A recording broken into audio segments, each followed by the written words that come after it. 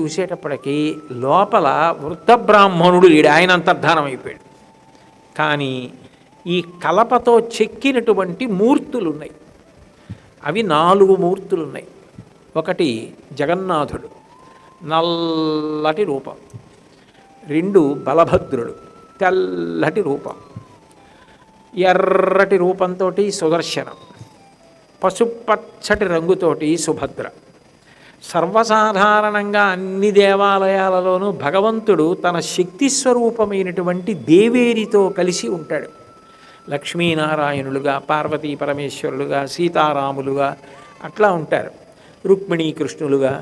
కానీ ఇక్కడ విచిత్రం ఏమిటంటే సోదరుడైనటువంటి బలరాముడితోటి చెల్లెలైనటువంటి సుభద్రతోటి ఉన్నాడు.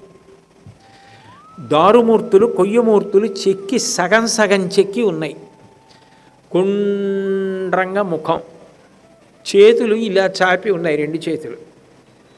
తల మెడ విడివిడిగా లేవు, ఈ హృదయ స్థానంలోకి చొచ్చుకొనిపోయి ఉంది. అటువంటి మూర్తులు మాత్రమే తయారయ్యాయి. ఇప్పుడు ఆ మూర్తుల్ని చూశాడు. చూసి మళ్ళీ బావురుమని ఇచ్చాడు రాజు. అయ్యయ్యయ్యయ్యో, భార్య మాట విన్నాను, తొందరపడ్డాను. అంత గొప్ప దారు పంపించాడు భగవంతుడు. అందులోంచి భగవంతుని యొక్క మూర్తి పూర్ణముగా తయారు కాకముందే నేను తొందరపడిపోయాను. తొందరపడిపోయిన కారణం చేత భగవన్మూర్తి పూర్ణముగా తయారు కాలేదు. ఇది నే చేసిన తప్పే అని ఆయన చాలా బాధపడిపోయి దుఃఖపడి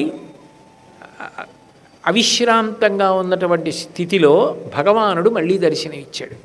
ఇచ్చి బెంగ పెట్టుకోకోయే, అదే జగన్నాథ స్వరూపం. ఎంతవరకు చెక్కబడిందో అంతవరకు చెక్కబడిన దానిని అట్లాగే యథాతథంగా ప్రతిష్ఠ చేసేసి